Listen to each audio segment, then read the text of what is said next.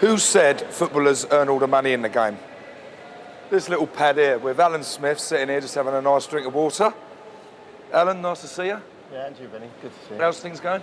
Yeah, fine. You know, it can't be bad. Can it? We're sitting here today. Weather's out there. Pool's good. Nice to see the neighbours round. Yeah, very nice. Women look quite good as well. So that's a pleasant place to come. It is, yeah. Now, what's happening? You've been doing your manager bit, Crystal Palace, and down at Wycombe. Yeah.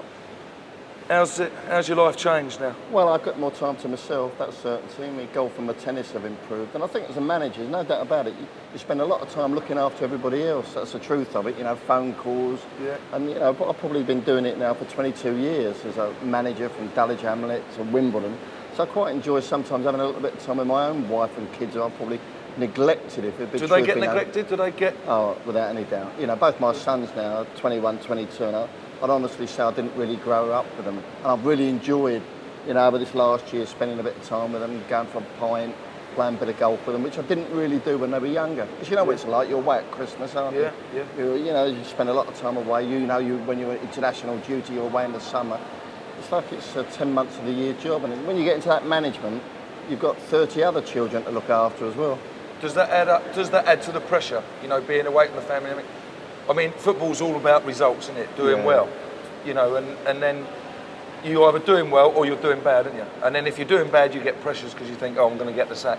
Where do the pressures come? Is it because you're worried like you're going to lose your income, or what is it? I never really worried about that too much, to be fair. I think I was a little bit luckier than a lot because I was fairly self-sufficient, so I never really worried about the money side of it. I mean, I did it because I wanted to do well. The money didn't really come into it, and I really got a lot of pleasure, out of people like Chris Armstrong and Ian Wright and Gareth Southgate. When I went on to play for England and I produced, or helped produce them. You don't produce them, but I've done a little bit. I really enjoyed that.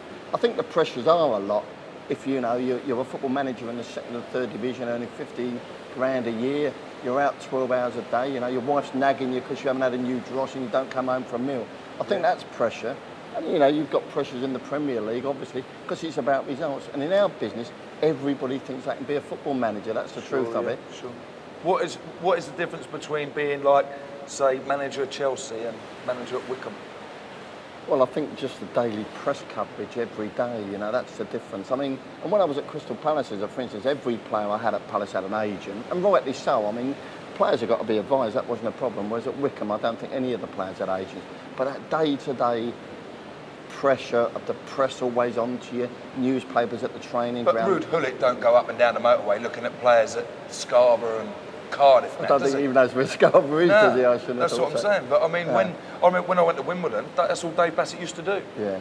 But you'd have to do that at Wycombe. You would have to do that. Any day. And at Palace, I mean, one knows, made sure you got out at night and watched games. But don't you think that's that new breed of manager that probably we will have coming in a way?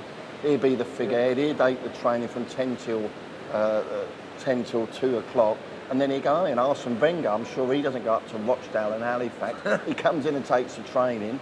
And he's got people that run about and do the work for him, and probably there's a lot in that. So where are going to be, like the Ian Wrights, Vinnie Jones is from non-league. That's not going to happen unless they go into, unless Alan Smith or Dave Bassett Joe Kinnear season. No, that's right. I think, nobody's going to be going down to Wilson like they did for you. That's a certainty. And that's why we've got this new breed of footballer coming in almost that, comes straight into it. He's not a realist, and quite often footballers are accused of not being in the real world. And as you say, the writers and yourself, you had different upbringings. So I think he was pleased to come into it. I think there are still a lot of players out there playing on the parks that can come into the game. There's no doubt about that. But I think there's also a new breed of footballer, isn't there? But if someone went to Gullit and said, oh, I was down watching Wealdstone the other day and they've got a brilliant centre forward, would he laugh or just say, well, don't worry, I've got someone coming from Italy anyway? Would he? I don't think he'd want to know is the truth of it, Vinnie. I think he would want a more high-profile player. Would that even get to him that someone's seen a decent player? I suspect not. The truth is they've probably got their own chief scout. I think today he will take the view he's going to be there for 2 or 3 years and he'll be gone somewhere else, like Arsene Wenger would. Like the coaches in Europe, they only stay at a club 1 or 2 years. Whereas your Dave Bassett's of this world and your Joe Kinnear's of this world have said, look, we're going to be at a club. Like Joe's been there 8 years and he knew when he was the reserve team manager that he wanted to bring these kids through. As I say, it's a different animal we're breeding now. I'm not saying it's worse, by the way. No, not worse. But how do you see it like with the money now? I mean, at your old club, Palace, with Lombardo. I mean, why? Let me ask you this then: why couldn't you buy Lombardo? I never had the money at the time. I mean, Well, where does the money all of a sudden come from then? No, I don't know. There's funny how chairmen find it or boards of directors do find it. But I think now there's much more money coming into Sky, even when I was manager at Palace. I mean, when I was manager, we won the championship, got promoted. We bought Andy Priest from Blackpool for 110,000. We got a player on a free transfer. But, you know, Wimbledon still do it. I mean, you've only bought one player this year and you still manage it. But what you manage to do still is produce young players into your team. That team that played Millwall the other night when I was watching it, there must have been like 7 homegrown players there, perhaps 8, I don't know. You know, it's amazing how they, you know, you can still do it, and there is another route to go. Yeah. Palace. I mean, what was the scenario that went on with Koppel like? I mean, what I want to know is, you know, like when you get sacked. I mean, do you think like that's the end of the world? You know, you curse and swear and everything, but Koppel had that, and then he came back, didn't he? Yeah, you know, that was amazing, really. He went into that short period at Manchester City, but I think he'd always lived in the area. He still spent a lot of time going around the training ground. And when I was at the club, you know, he was still, you know, he would go to games quite frequently. And therefore, when a vacancy comes, if you're around the ground enough, that's the first name to come to. But when you do get the sack, and I've had it twice now, it hurts, you know, there's no doubt it ages you a little bit. What do you do, just shut the door and... Yeah, basically, I think you shut the door, you know, you get your mates round, you get your friends round, you go for a few beers, you get drunk, you know, hopefully your wife consoles you a little bit, but it's quite hurtful. She must like it, because she spends a little bit of time at home. Yeah, she does. Well, I don't know if she does like it. She's now moaning I'm spending too much time at home. There's no pleasing them. You know, I've probably had 22 years where she's saying, you're never in, where are you?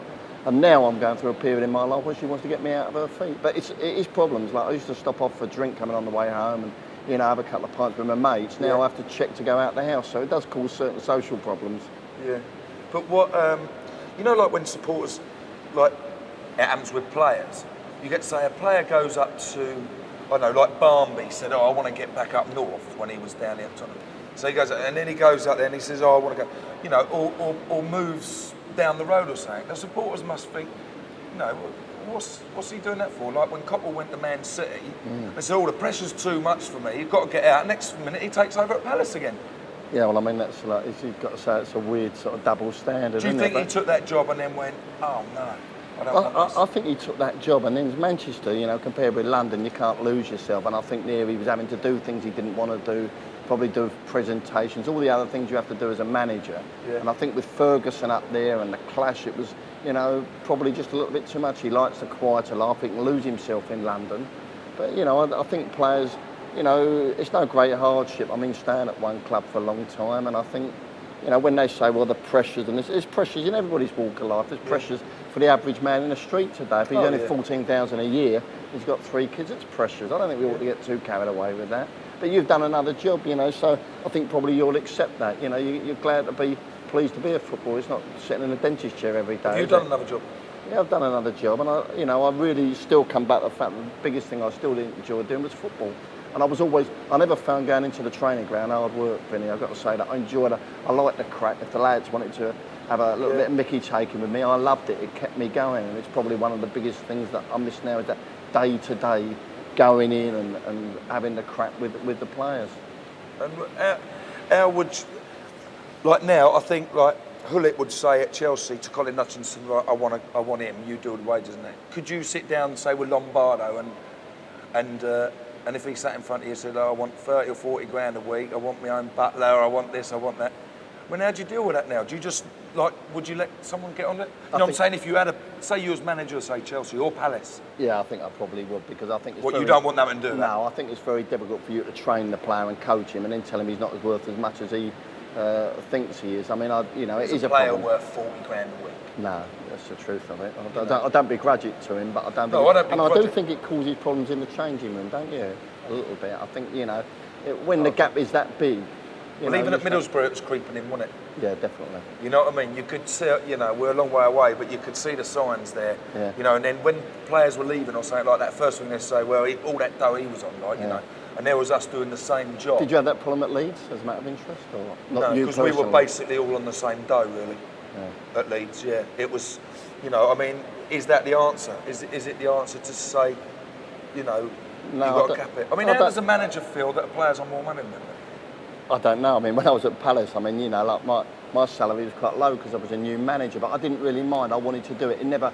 And I think if you're a coach, really, you want the best for your players. You know, you don't want to hold them back. I never worried about the money side. I thought, I don't think you should cap the salaries. I'm a great believer in, you know, freedom for everybody to get as much as they can. And if you can get a little bit more somewhere else, good luck to you. And if I don't think to start capping it is really the answer. You've got to have a free marketplace in a way. And if the clubs will play for it, you know, I do think we're going to go through a situation that some of the clubs are going to go bust, especially in the nationwide divisions, Vinnie, because they're still paying out big money in that as well. Yeah, there is some big money knocking about, yeah. But so what you do now then? You're just... I do some FA? work, you know, I do my sort of TV work, I do some work for the Football Association, you know, I try and keep involved in my coaching as much as I can because really that's what I enjoy doing. I enjoy the coaching side of it. You know, when I was first at Wimbledon, that was probably what I did best when I ran the youth team at Palace and the reserve team. I enjoyed working with the players, and I think I've got to the age in my life where I'd prefer to do something I'm enjoying doing rather than saying, well, I want to be top of the tree and I want the money. I get a big buzz, as I say, through the players coming through, whether they came from non-league or they came from the youth team, was a good thing. So if anybody wants a coach, there's your man. And I'm going to ask him in a minute if I can have a swim in his pool.